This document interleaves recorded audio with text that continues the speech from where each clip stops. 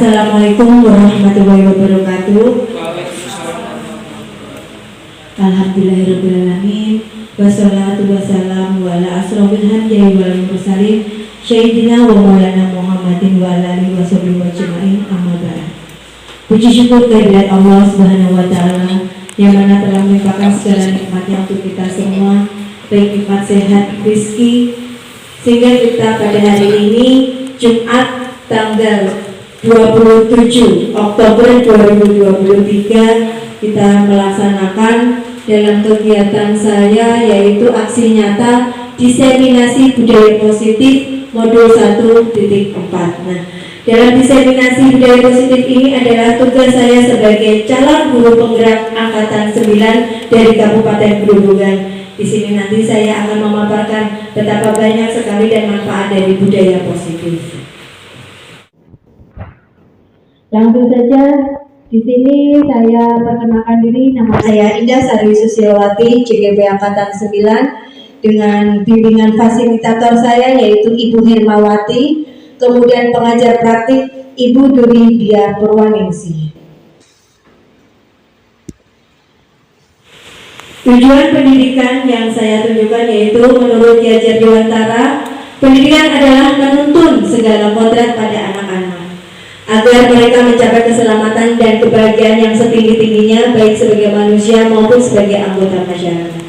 Nah, oleh karena itu, pendidik itu hanya menuntun tubuh atau hidupnya kekuatan kodrat yang ada pada anak-anak agar dapat memperbaiki lakunya, bukan dasarnya hidup dan tubuhnya kekuatan kodrat. Nah, pada modul kemarin 1.2 pendampingan individu saya sudah menjelaskan menurut Ki Hajar Dewantara yaitu kita sebagai guru itu sebagai petani. Sekolah ini adalah lahan, sawah. Nah, kita petani menanam, menumbuhkan anak-anak itu sebagai benih. Secara nyata, semua tanaman pastilah ada yang diperlakukan yang baik. Sama seperti kita, karakteristik dari siswa-siswa itu juga berbeda. Nah, dari perbedaan-perbedaan karakteristik tersebut, kita sebagai guru, jika ada anak yang kekurangan, maka tugas guru yang memberi pupuk agar anak itu dapat tumbuh kembang dengan baik. Jadi sebagai guru kita juga sebagai pembelajar diadakan adanya pembelajaran berdiferensiasi, di mana pembelajaran diferensiasi itu adalah pembelajaran sesuai dengan kebutuhan anak-anak, kebutuhan siswa. Setiap anak memiliki minat yang berbeda. Maka dari itu kita sebagai guru, apalagi sudah dicalonkan sebagai guru penggerak, nah kewajiban kita inilah yang memberi pupuk anak-anak yang kekurangan tersebut. Next berikutnya, nah dari kewajiban-kewajiban guru yang memberikan pupuk-pupuk semangat motivasi untuk anak-anak, tertanamlah budaya positif, beriman dan bertakwa. Yang kedua, kebinekaan. Ketiga, mandiri.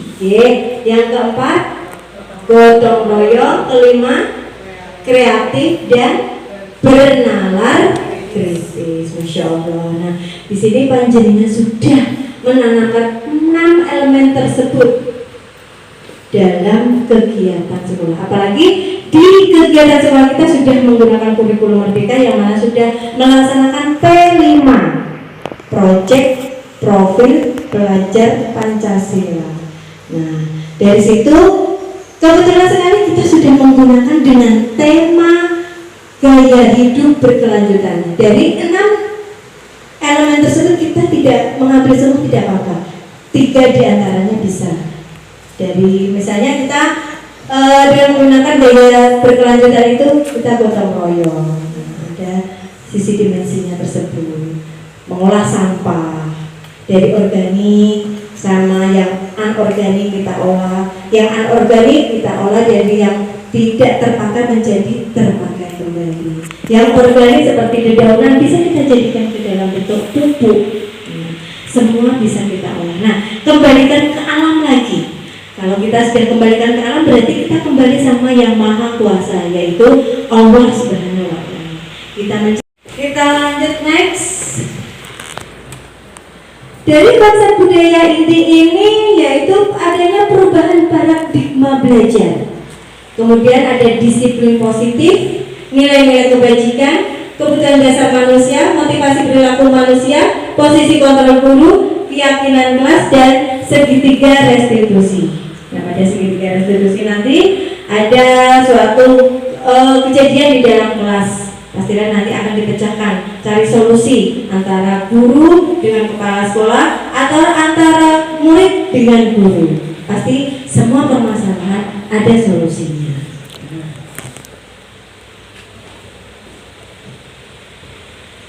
Yang pertama saya akan memaparkan tentang pembelajaran dengan paradigma baru, yaitu pembelajaran dengan paradigma baru merupakan pembelajaran yang dirancang berdasarkan prinsip pembelajaran berdiferensiasi. Tadi sudah saya katakan, pembelajaran berdiferensiasi adalah pembelajaran yang sesuai dengan kebutuhan anak melalui proses, konten, proses, kemudian produk. Nah, dari konten biasanya guru-guru itu memperlihatkan dengan media pembelajaran. Nah, prosesnya bagaimana?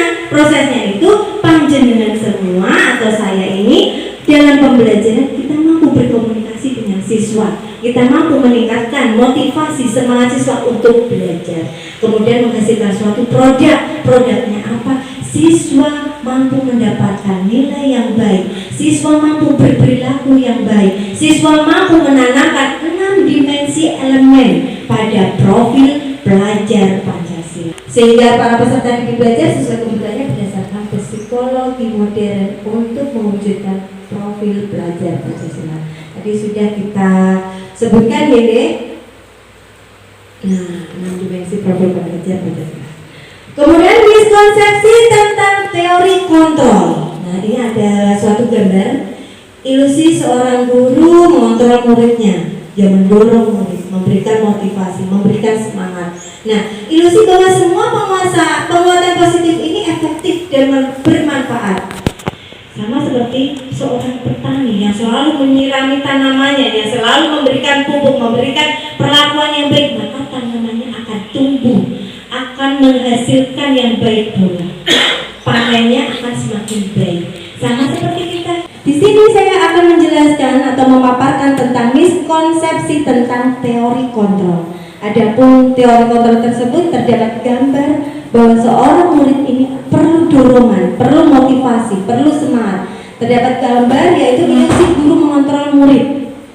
Ilusi bahwa semua penguatan positif efektif dan bermanfaat. Seperti kata-kata, ayolah nak, kamu pasti bisa. Nah, kita sebagai guru kita juga bisa sebagai teman, pemantau. Nah, nanti kita lanjutkan ke tahap berikutnya. Nah, ilusi bahwa kritik dan membuat rasa bersalah mampu menguatkan karakter. Kemudian ilusi bahwa orang dewasa berhak memaksa. Nah, ini terdapat pada peraturan, hukuman. Miskonsepsi tentang teori kontrol ini sebagai contoh ilusi guru mengontrol murid. Pada dasarnya kita tidak dapat memaksa murid untuk berbuat sesuatu jikalau murid tersebut memilih untuk tidak melakukannya. Walaupun tampaknya guru sedang mengontrol perilaku murid.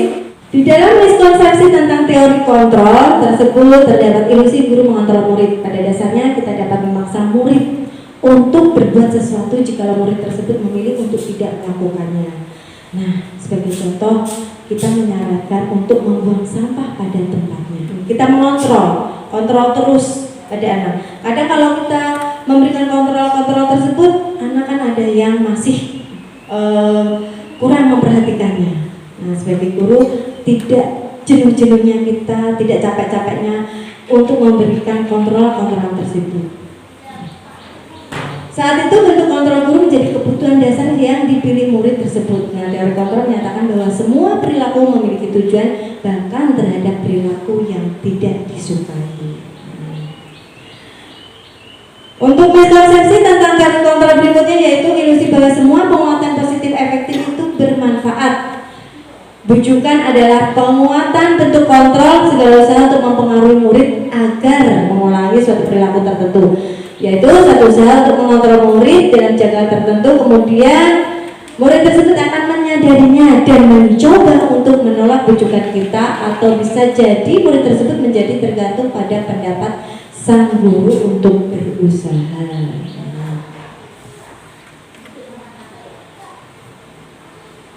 Miskonsepsi tentang teori kontrol, ilusi bahwa kritik dan membuat orang merasa bersalah dapat menguatkan karakter.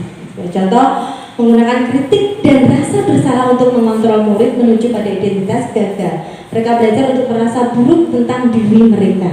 Mereka mengembangkan dialog diri yang negatif, kadangkala sulit bagi guru untuk mengidentifikasi bahwa mereka sedang melakukan perilaku ini, karena seringkali guru cukup menggunakan suara halus untuk menyampaikan pesan negatif.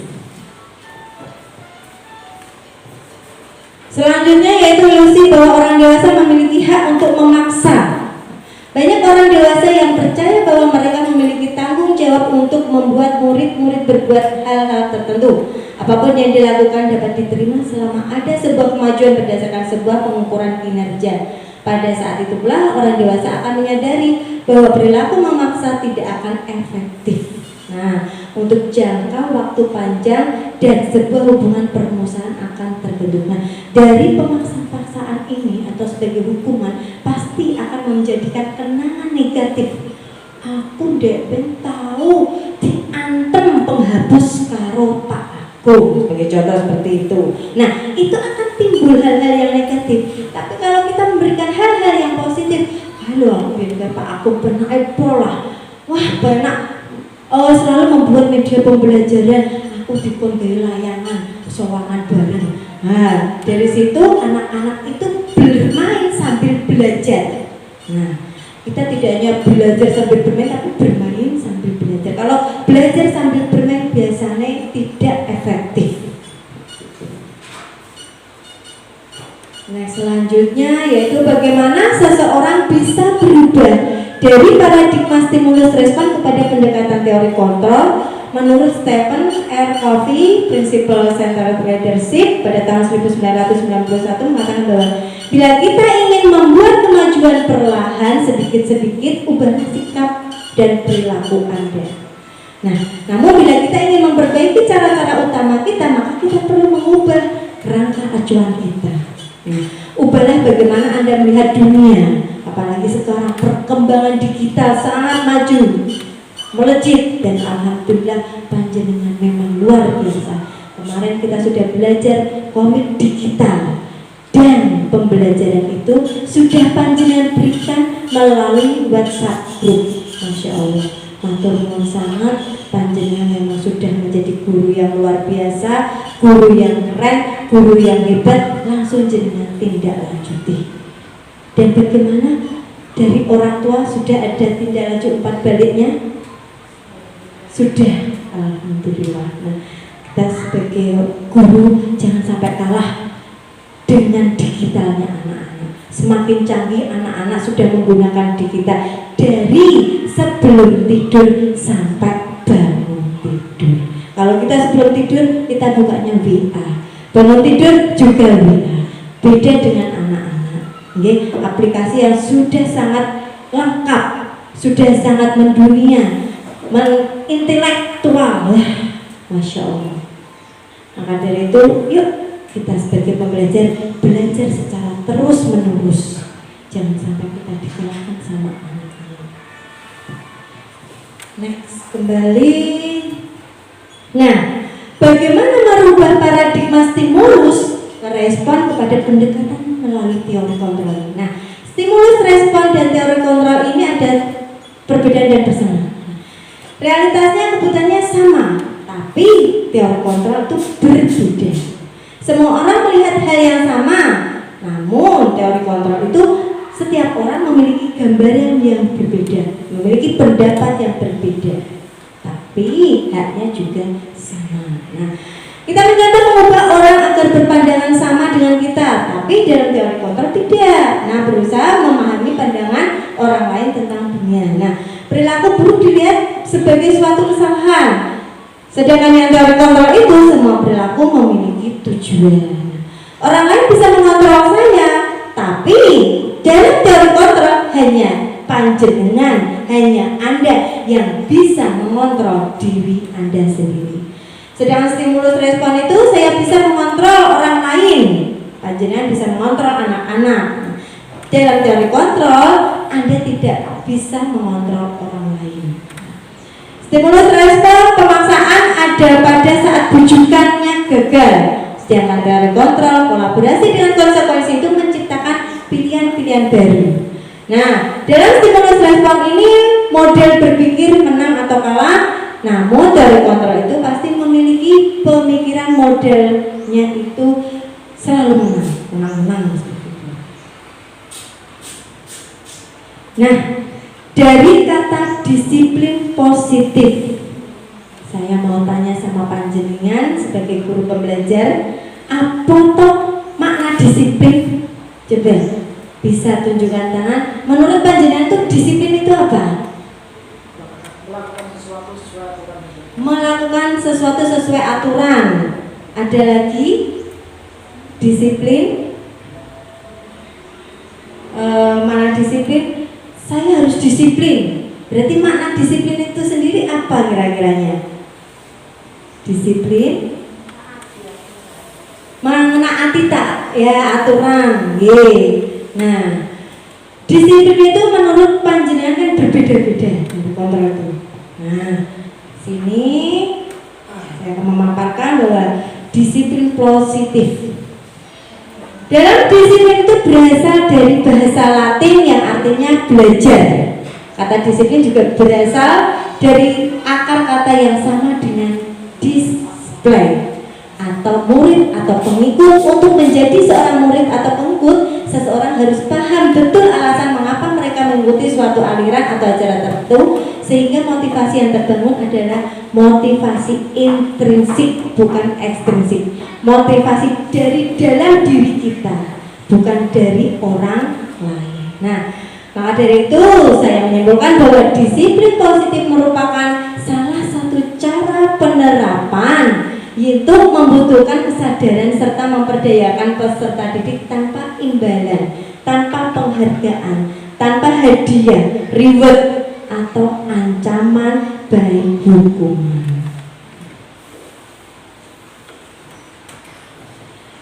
Kemudian untuk materi berikutnya yaitu nilai-nilai kebajikan. Nah, nilai-nilai kebajikan adalah sifat-sifat positif manusia yang merupakan tujuan mulia yang ingin dicapai setiap individu.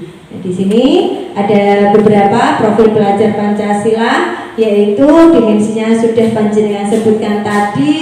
Kemudian sikap murid itu mengharapkan toleransi, sikap rasa hormat, integritas, mandiri, menghargai, antusias, empati. Empati itu harus perlu kita tanamkan, nggih. Nah, untuk menimbulkan rasa kasih sayang sesama teman. Nah, keinginan tahuan, kreativitas, kerjasama, percaya diri, dan komitmen. Setiap orang pasti memiliki komitmen. Kalau kita tidak memiliki komitmen, maka kita tidak akan tumbuh rasa percaya diri dan tidak akan tumbuh karakter-karakter kita. Ya. Dan keterampilan hidup. Nah, dalam kehidupan setiap manusia memiliki keterampilan hidup yang berbeda-beda sesuai dengan bakat dan minatnya. Nah, keterampilan hidup itu dapat dipercaya, lurus hati, pendengar, yang aktif, tidak merendahkan orang lain, memberikan yang terbaik dari diri. Nah, selanjutnya yaitu kebutuhan dasar manusia. Setiap manusia memiliki kebutuhan yang berbeda-beda, yaitu segala sesuatu yang kita lakukan untuk mendapatkan apa yang kita inginkan. Seluruh tindakan yang kita lakukan memiliki tujuan tertentu, dan semua usaha terbaik yang kita lakukan adalah dalam rangka agar kebutuhan dasar kita terpenuhi dengan baik. Ini sebagai contoh 5 kebutuhan dasar manusia. Kalau di dalam pelajaran IPS kan ada sekunder, premier, tersier. Itu pada kebutuhan dasar manusia. Papan, pangan, papan, sandal. Nah, contoh seperti itu. Nah, di sini 5 kebutuhan dasar manusia yaitu bertahan hidup. dalam bertahan hidup bisa makanan, pakaian, sama seperti tadi ya. Kemudian rasa kasih sayang dan rasa diterima, setiap manusia pengen disayang. Penguasaan, nah ini pasti dalam kehidupan kita tidak jauh dari ada kata penguasaan. Karena penguasaan ini terdapat pada harga diri, keinginan untuk dianggap sebagai memimpin, berprestasi, diakui, pengen didengar pendapatnya, contoh seperti itu. Kemudian pada kebutuhan dasar kebebasan, yaitu setiap manusia pengen menjadi orang yang mandiri, memiliki pilihan, mencoba hal yang baru, mampu mengendalikan arah dirinya, dan mencoba hal yang baru ini membangun konstruktivisme, inquiry, mencari hal-hal yang baru, menemukan yang baru, discovery learning, contoh seperti itu. Selain itu ada juga kebutuhan dasar manusia, kesenangan. Masa orang hidup kita harus butuh kesenangan biar refleks ya. Itu perlu bermain, humor, antusiasme dan tertawa. Di sini terdapat perilaku manusia. Dalam motivasi perilaku manusia ini untuk menghindari kenyamanan atau hukuman itu termasuk motivasi ekstrinsik, motivasi dari luar.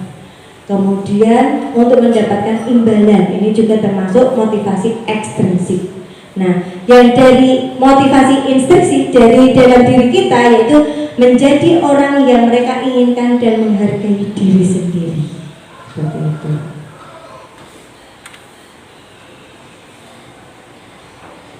Pada hukuman, konsekuensi, dan restitusi. Hukuman itu bersifat satu arah, guru sama murid. Contoh seperti itu. Dari guru yang memberikan dan murid hanya menerima suatu hukuman tanpa melalui kesepakatan. Sedangkan konsekuensi itu sudah terencana atau sudah disepakati melalui kesepakatan kelas, keyakinan kelas yang sudah diambil secara bersama-sama antara guru dengan murid. Kemarin sudah dilaksanakan sama Bapak Ibu guru, mengambil kesepakatan kelas. Di sini sudah terdapat kesepakatan kelas 5. Masya Allah, ini sudah ada tulisan-tulisan kesepakatan kelas dengan menampilkan apa kesepakatan anak tersebut. Jika melanggar maka terdapat konsekuensi. Harus menerima konsekuensinya. Restitusi adalah proses menciptakan kondisi bagi murid untuk memperbaiki kesalahan mereka sehingga mereka bisa kembali kepada keluarga. Dalam restitusi itu pasti ada 3 tindakan.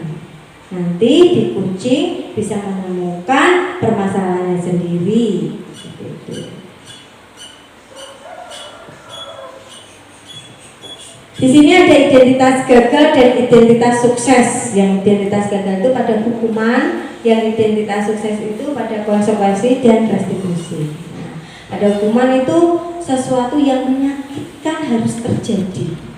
Semoga Bapak Ibu guru tidak memberikan penyakit, tidak memberikan hukuman sehingga siswa senang dalam mengikuti pembelajaran jenengan. Kemudian terdapat tidak nyaman untuk murid atau anak untuk jangka waktu panjang. Tapi sudah terjadi hal-hal yang negatif dan korban mendapatkan keadilan, murid atau anak akan tersakiti. Kenangan-kenangan negatif itu akan menjadikan anak tersakiti baik pikirannya, hatinya, seperti itu. Untuk disiplin yang konsekuensi dan restitusi ini dianggap identitas yang sukses dikarenakan sesuatu harus yang terjadi, merupakan pilihan, tidak nyaman untuk murid untuk jangka waktu pendek, tapi dalam jangka panjang, oh iya bener ngendikane Bu Vita, awake dhewe iki kudune urip rukun. Makanya sampai sekarang itu sudah, kalau sudah lulus sekolah kan dianggap reuni. Mempererat tali silaturahmi seperti itu. Yang untuk restitusi itu menguatkan untuk murid atau anak dalam jangka panjang. Korban bisa diabaikan, sedangkan pada restitusi itu korban mendapatkan ganti. Murid atau anak dibuat tidak nyaman, nah murid atau anak mendapatkan penguatan. Ini nanti ada videonya. Nah, kira-kira nih dari tindakan guru, hukuman atau konsekuensi. Mencatat 100 kali di dalam buku kalimat, saya tidak akan terlambat lagi karena terlambat ke sekolah. Ini kira-kira hukuman atau konsekuensi menurut panjenengan? Hukuman. Ya. Kemudian lari mengelilingi lapangan basket 2 kali karena terlambat hadir di sekolah. Hukuman. Ya, nanti kita lihat. Murid diminta untuk push up. Hukuman. Ya, karena mungkin belum ada konsekuensinya ya. Menggantikan kertas tugas teman yang telah dicoret-coret. Ya. Membersihkan tumpahan air di meja tulis karena tersenggol saat belajar. Ya. Lari mengelilingi lapangan basket 2 kali karena terlambat 10 menit untuk pelajaran PJOK. Hukuman atau konsekuensi? Konsekuensi. Ya, kita next dicoba. Wah, betul sekali jawaban jenengan. Berarti apa yang saya paparkan panjenengan sudah mengerti. Matur nuwun ya. Ini sudah saya simpulkan bahwa 5 posisi kontrol dari motivasi, identitas gagal tadi sudah, yang berhasil menjaga diri sendiri. Nah, dalam motivasi itu dari guru berbuat, penghukumnya seperti apa, membuat orang merasa bersalah, sebagai teman, pemantau, dan manajer. Nah, 5 posisi kontrol ini begini: penghukum, pembuat orang merasa bersalah, teman, pemantau, dan manajer. Nah, itu adalah 5 posisi kontrol. Nih, sebagai contoh penghukum tadi sudah. Kalau pembuat merasa bersalah itu kan kadang juga dijewer, dicubit. Nah, sebagai teman, ayo, kamu pasti bisa. Nah, kalau ada kata ayo berarti itu adalah sebagai teman. Nah, ini sebagai pemantau, guru juga harus memantau, mendidik. Sebagai manajer, seorang guru itu juga seorang pemimpin. Tidak hanya kepala sekolah yang pemimpin, tapi guru pun juga sebagai pemimpin. Pemimpin pembelajaran di kelas. Selanjutnya, nah, contoh penerapan 5 posisi kontrol. Nah nih, siswa tidak memakai atribut lengkap saat upacara bendera. Nah nih, hormat pada bendera selama 1 jam, tidak ada konsekuensinya kalau langsung suruh hormat. Ini berarti penghukum. Berapa kali Bapak Ibu harus memberitahu kamu selalu saja mengecewakan. Nah, itu membuat rasa bersalah anak. Nah, kata-kata seperti ini tidak diperbolehkan karena akan membuat kenangan negatif bagi anak. Nah, gitu.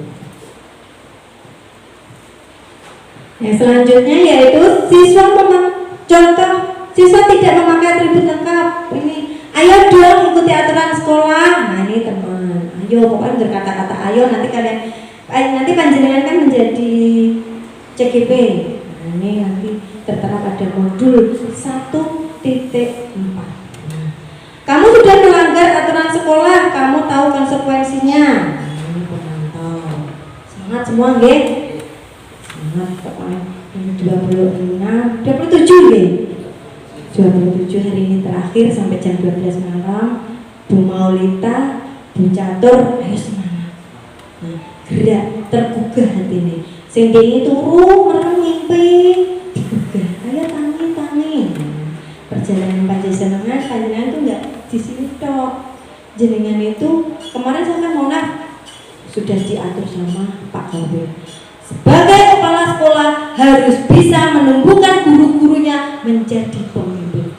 Aduh, aku itu menjadi pemimpin sing apik. Kon numbuh kembang ke guru jadi pemimpin. Nah, kon nyalon ke guru-guru, pupuk guru-gurumu. Ya, tak pupuk kabeh, tak sirami, nganggo siraman rohani. Raketan sangat. Saya di sini sangat happy. Dan alhamdulillah Bapak Ibu gurunya mendukung. Masih muda-muda yang senior yang tua, Masya Allah. cara kerjanya masih sama. Kemarin komik digital nomor 1 buat sudah dikirim di grup WA, membuat komik. Kemudian Bu Novita memaparkan, wis buku keren-keren dulu pokoknya pusat pokoknya aku ketemu ini udah dana tok Bu, udah udah dana boleh di saya tak pikir dulu mungkin kalau di pendidikan guru penggerak ada materi seperti itu. Alhamdulillah, bagaimana cara mencari dana untuk memotivasi guru-guru saya.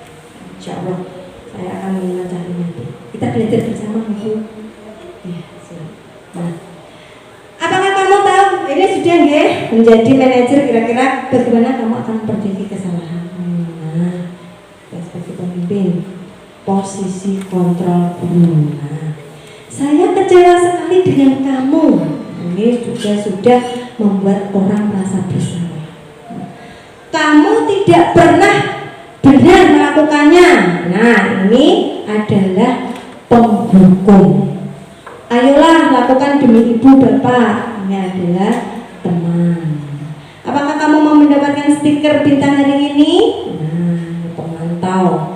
Bagaimana kamu bisa menyelesaikan masalah ini? Nah, ini adalah sebagai manajer, sebagai pemimpin. Kamu selalu yang paling terakhir. Kata-kata ini tidak diperbolehkan guru sebagai pembelajar.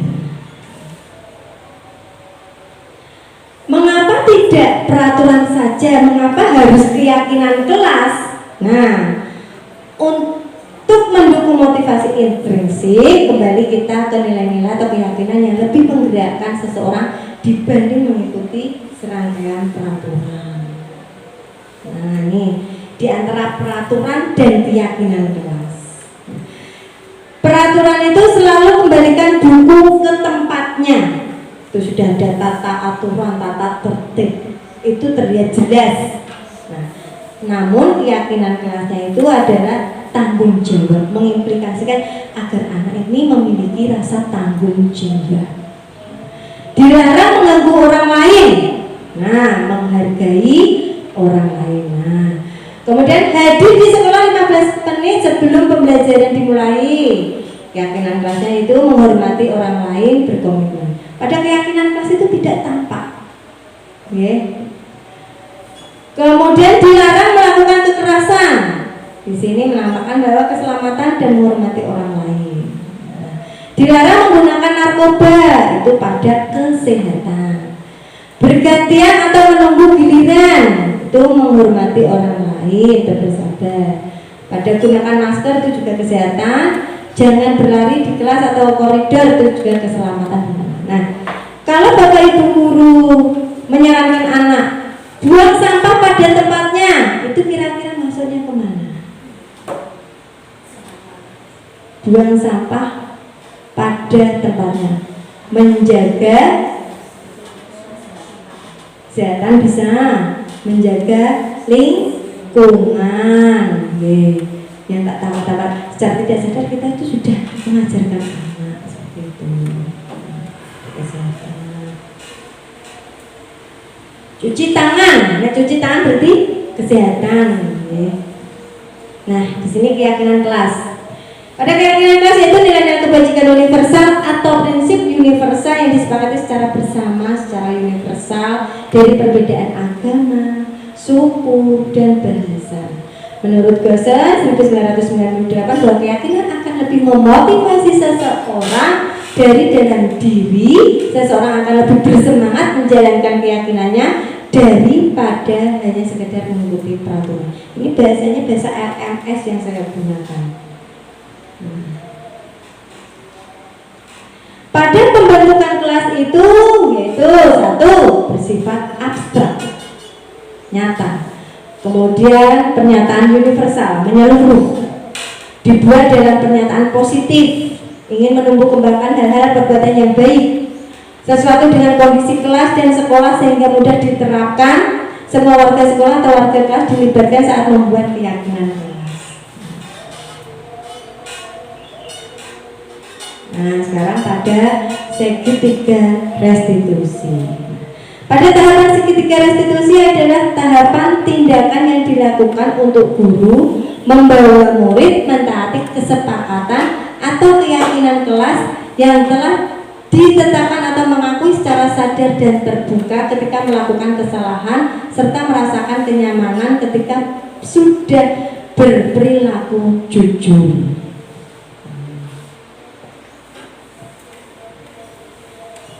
Ini terdapat segitiga restitusi ada 3 tahap, yaitu validasi, menanyakan keyakinan dulu, menstabilkan identitas dulu, kemudian menanya validasi tindakan yang salah, kemudian menanyakan keyakinan.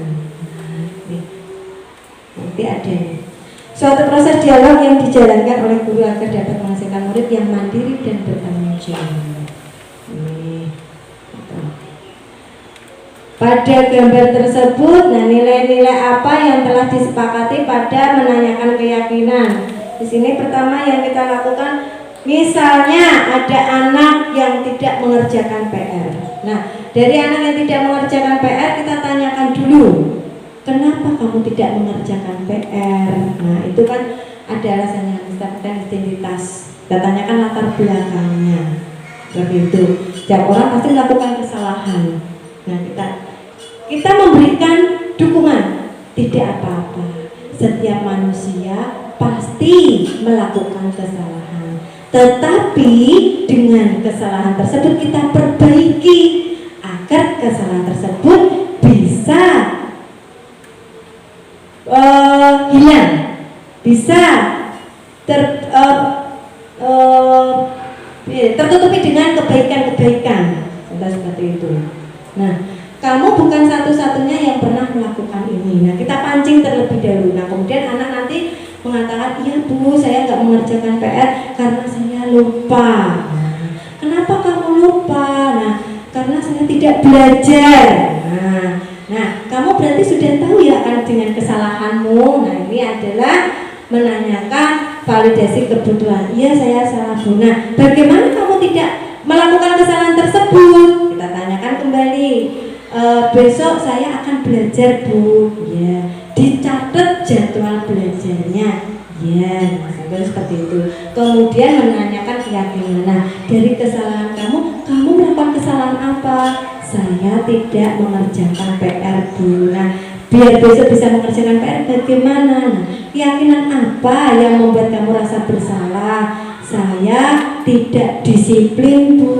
Nah, contoh seperti itu. Nah, dari ketiga tindakan restitusi segitiga itu nanti kita sebagai kucing guru dengan anak seperti itu. Dan alhamdulillah di sini guru-gurunya tidak ada yang melakukan kesalahan. Jadi kalau yang di sana-sana kan ada yang guru dengan kepala sekolah kucing, misalnya tentang kedisiplinan, tentang tidak mentaati peraturan, kode etik sekolah, dan seperti itu bisa di-coaching guru dengan kepala sekolah. Namun dalam pembelajaran bisa coaching antara murid dengan guru. Kesalahan-kesalahan murid kan tidak hanya mengerjakan lupa mengerjakan PR, bisa terlambat sekolah, salah menggunakan kaos kaki, yang Jumat sama Sabtu itu menggunakan kaos kaki berwarna hitam karena sudah ada aturannya, tapi murid menggunakan warna putih, itu kita juga bisa menggunakan tindakan kucing dengan melakukan 3 tindakan, yaitu segitiga restitusi, yaitu menstabilkan identitas, validasi kebutuhan, dan menanyakan keyakinan. Nah, dari ketiga tindakan ini insya Allah dalam pembelajaran bisa berjalan dengan baik. Nah, ini sebagai contoh nih, menstabilkan identitas. Guru berkata, berbuat salah itu hal yang manusiawi, tidak ada manusia yang sempurna. Bapak Ibu juga buat salah, kita pasti bisa menyelesaikan permasalahan ini. Bapak Ibu tidak tertarik untuk mencari tahu siapa yang benar, siapa yang salah. Bapak Ibu lebih tertarik untuk menyelesaikan masalah. Kalau kamu menyalahkan dirimu sendiri terus-menerus, apakah kamu bisa bersikap baik pada dirimu? Sebagai contoh, di dalam kelas pasti ada yang anak-anak bertengkar.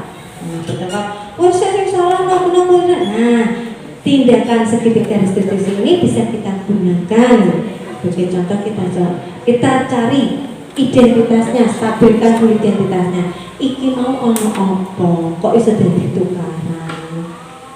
Tidak ada yang ngaku, tidak ada yang jujur. Gak apa-apa, jujur saja. Insya Allah nanti bisa. Nah, kemudian kita kembalikan lagi tindakan, yaitu validasi kebutuhan, yaitu kamu bisa saja akan melakukan hal yang lebih buruk, tapi kamu tidak melakukan. Kamu pasti punya alasan mengapa melakukannya. Nah, apa yang penting bagi kamu? Kamu boleh tetap berusaha menjaga sikap itu, tapi tambahkan sikap yang lain yang baru. Nah, seperti itu. Kemudian untuk tindakan yang berikutnya yaitu menanyakan keyakinan. Guru berkata, apa nilai yang kita percaya di kelas atau sekolah kita? Nah, kita tanyakan nilai-nilainya secara universal, apa yang telah disepakati. Kelas yang ideal itu seperti apa sih? Nah, kamu ingin jadi anak yang seperti apa? Contoh seperti itu. Nah, apa yang kamu rasakan ketika kamu melakukan itu? Kamu menjadi orang yang seperti apa? Contoh.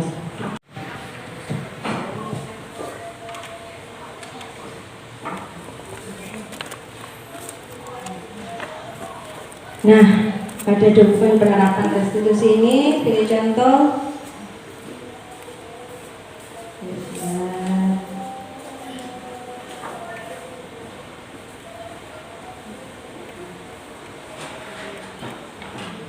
Saya akan berikan contoh.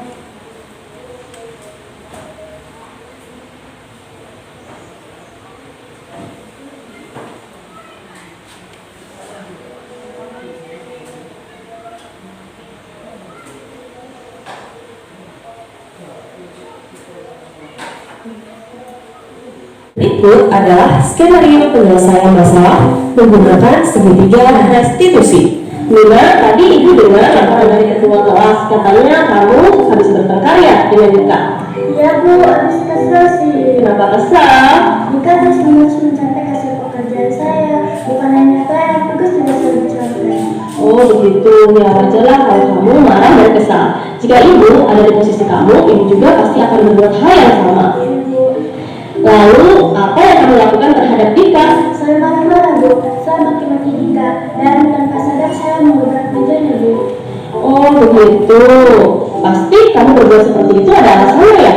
Iya Bu, masa saya diam saja? Saya ini sudah susah payah mengerjakan soal, tapi Dika yang mencontek, tidak mau berusaha sendiri. Ya wajarlah kalau kamu merasa marah karena tidak rela pekerjaanmu dicontek begitu saja oleh Dika. Ibu sangat menghargai tindakan kamu yang tidak berbuat lebih buruk daripada itu, misalnya memukul.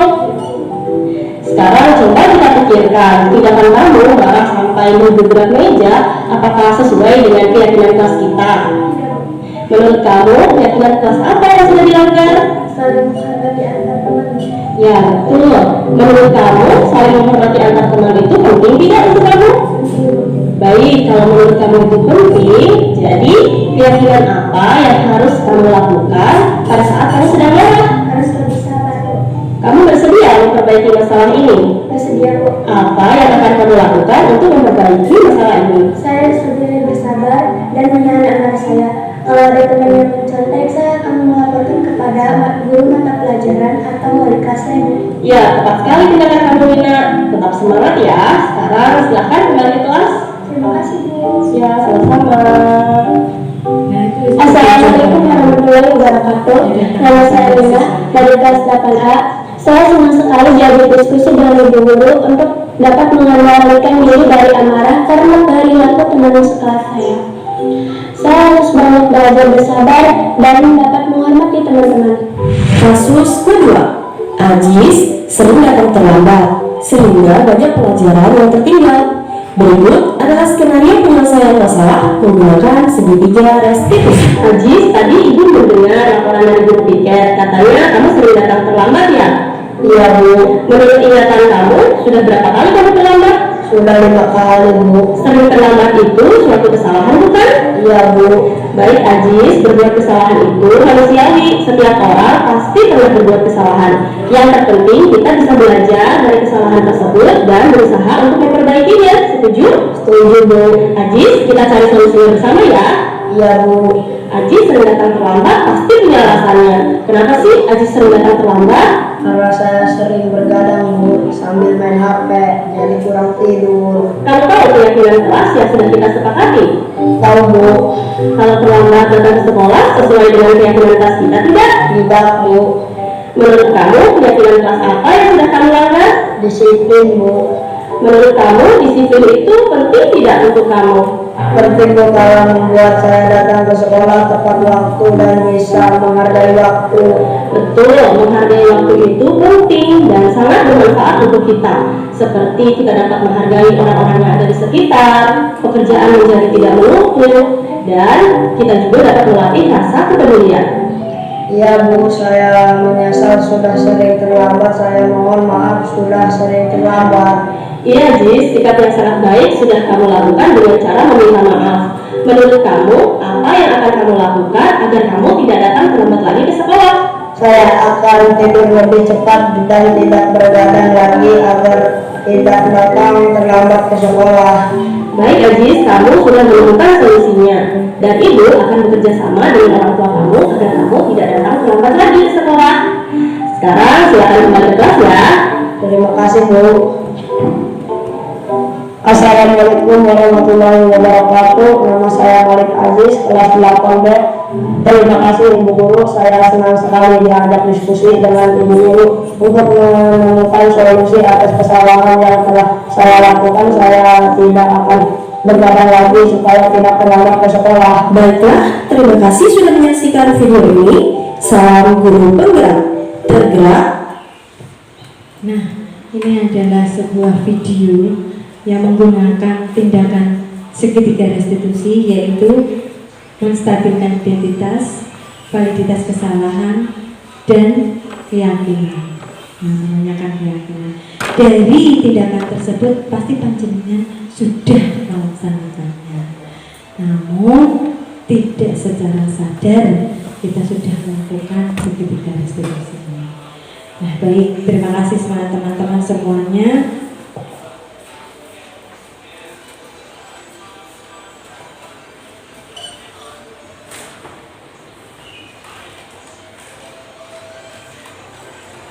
Dari pemaparan ini yuk kita refleksi. Apa yang harus kita refleksi dalam pembelajaran yang sudah paparkan ini, bahwa pembelajaran Gajah Dewantara adalah pembelajaran yang menumbuh kembangkan minat anak dengan mengisyaratkan, mengandaikan sawah yang dibajak oleh petani. Sama seperti kita, ladang kita adalah sekolah, kita sebagai petani, benih kita, bibit kita adalah murid kita. Dan insya Allah kalau kita memperlakukan benih kita dengan baik, maka bibitnya juga tumbuh dengan baik. Nah, dari pembelajaran itu terdapat juga hukuman, keyakinan, dan restitusi. Apakah panjenengan sudah melaksanakan, sudah pernah melakukan dari ketiga tersebut, dari yang hukuman, keyakinan, dan restitusi? Mungkin hal-hal kecil seperti hukuman, kamu tidak mengerjakan PR, ayo dikerjakan di luar. Hal-hal yang seperti itu tidak apa-apa, karena kita akan menumbuhkan sikap yang bertanggung jawab dan mandiri. Tapi harus dilakukan terlebih dahulu keyakinan-keyakinan kelas. Kalau kamu tidak mengerjakan PR, maka konsekuensinya kamu harus mengerjakan PR-nya di luar kelas pada saat pembelajaran. Kalau kamu terlambat sekolah, maka konsekuensinya kamu harus mendapatkan izin dari kepala sekolah dan guru piket. Seperti contoh seperti itu. Nah, terima kasih banyak. Nah, yang segitiga restitusi jangan pasti sudah mengerjakan. Ada beberapa anak yang mungkin perilakunya masih kurang baik, panjenengan sudah memberikan coaching dan mencari tahu solusinya bagi anak itu sendiri. Kenapa kamu tidak mengerjakan PR? Nanti alasannya beda-beda. Lali bu, lupa bu, saya kemarin nggak bawa bukunya bu, nggak tahu bu, itu macam-macam. Nah, nanti kita mengidentitas kesalahan-kesalahan anak, bahwa semua manusia pasti melakukan kesalahan. Nanti akan timbul anak bersifat jujur. Kemudian kita validasi dari kesalahan tersebut, kita cari tindakan. Dan kamu mengerjakan PR, dan kamu orang telat ya carane. Nah seperti itu. Dan aku orang telat ya, saya harus bangun pagi menghidupkan alarm, dan saya mengerjakan PR, saya harus belajar di malam hari. Nah dari keyakinan tersebut kita tanyakan, kamu sudah bagaimana? Ya, saya sudah melanggar. Nah bagaimana ini mendidik kamu bagaimana? Biar saya disiplin. Nah, contoh seperti itu. Baik, terima kasih pada guru-guru yang sudah membalik dan merefleksi dari kegiatan tersebut. Semoga pemaparan yang saya haturkan ini bisa bermanfaat dan berguna bagi panjenengan. Matur nuwun sangat. Saya tutup. Wassalamualaikum warahmatullahi wabarakatuh.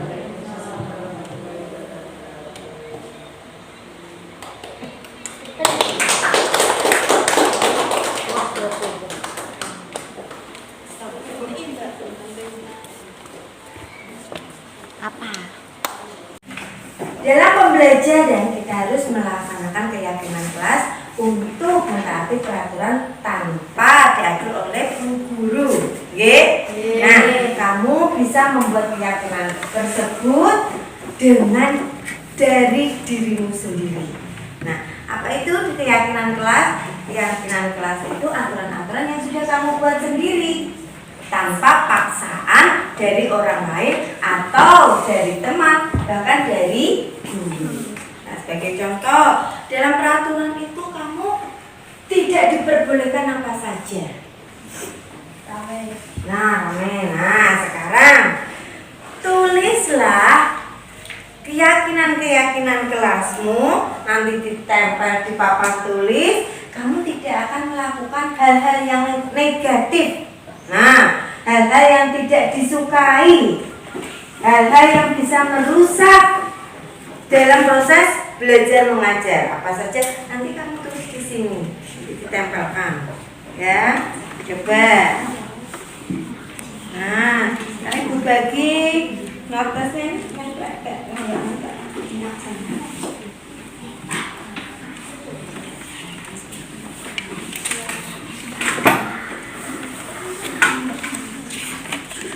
Jangan yang ada lemnya ya, nanti lemnya buat nempel. Gitu. Nah.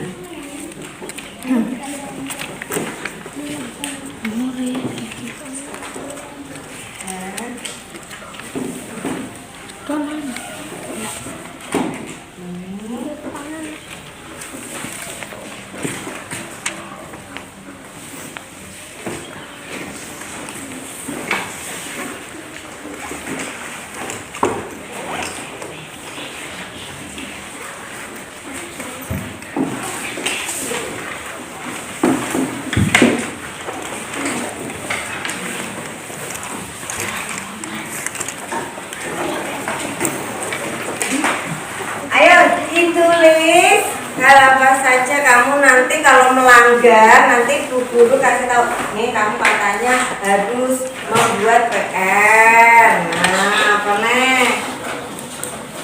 Ikat kelas, sudah ditulis. Ya, ada lemnya di bawah ya. Coba ayo.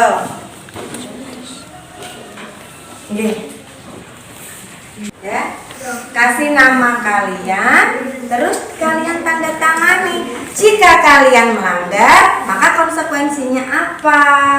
Ya, ini bukan hukuman ya, tapi keyakinan kelas. Jika kalian melanggar, maka terdapat konsekuensi yang sudah kalian buat sendiri.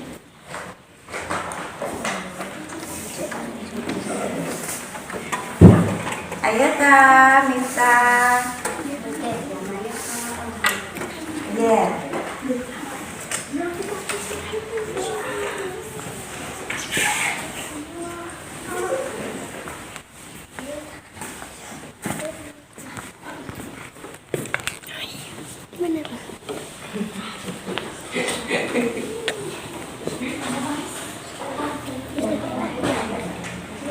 Putus.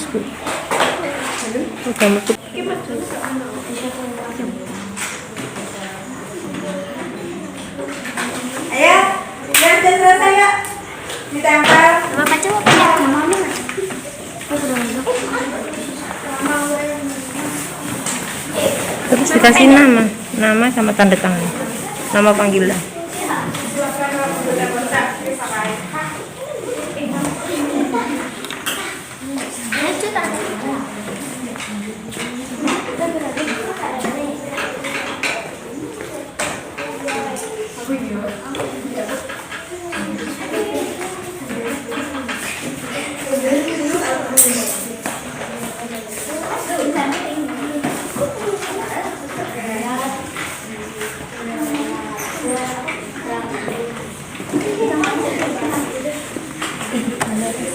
Aku rasa tadi ada aku ya.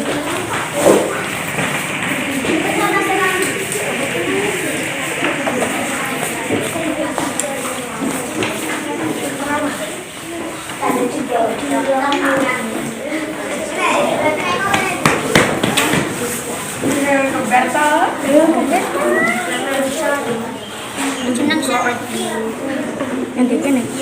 Belum.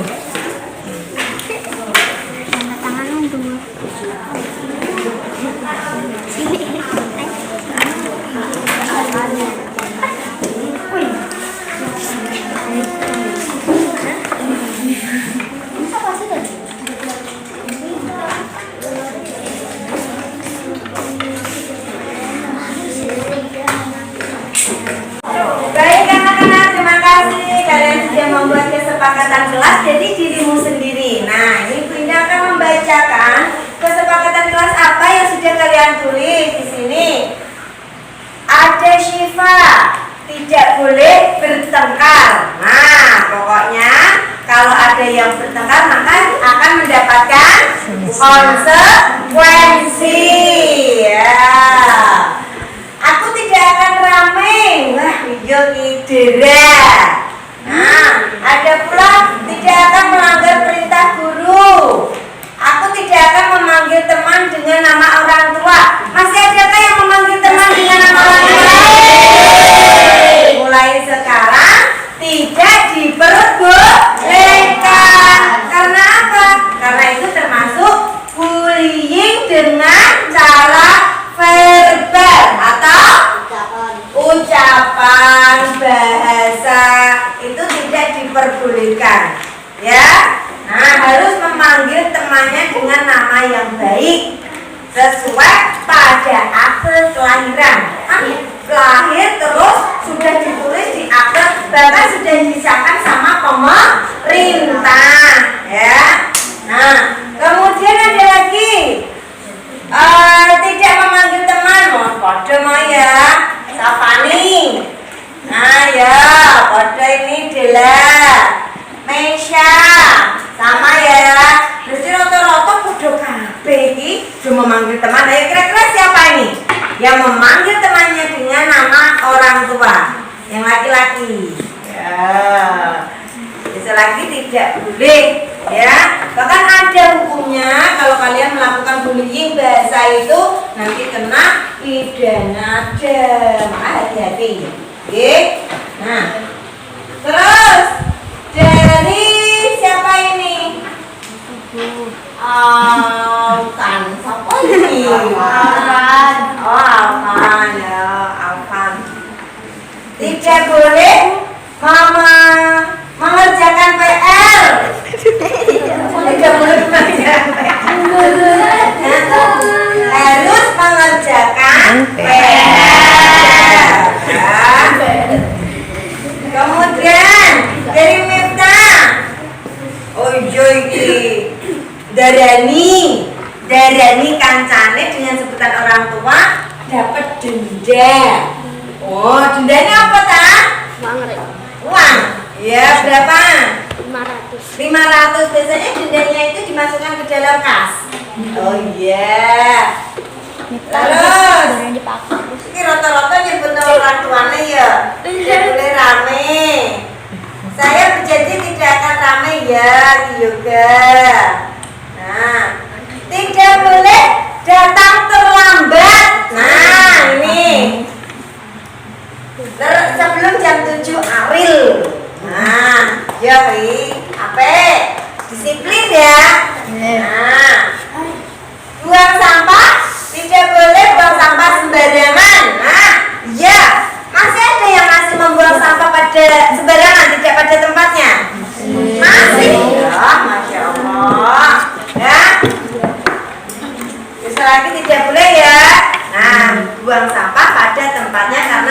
menjaga kebersihan, menjaga lingkungan agar kita semuanya menjadi sehat. Oke. Nah, dari kesepakatan kelas yang sudah kalian tulis, berarti kalian harus menaatinya. Kalau melanggar maka akan kena konsekuensi. Sudah kalian tanda tangani, kalian bubuhkan. Nah, berarti kalian tinggal menjalankannya. Sudah jelas ya untuk kesepakatan kelas kali ini?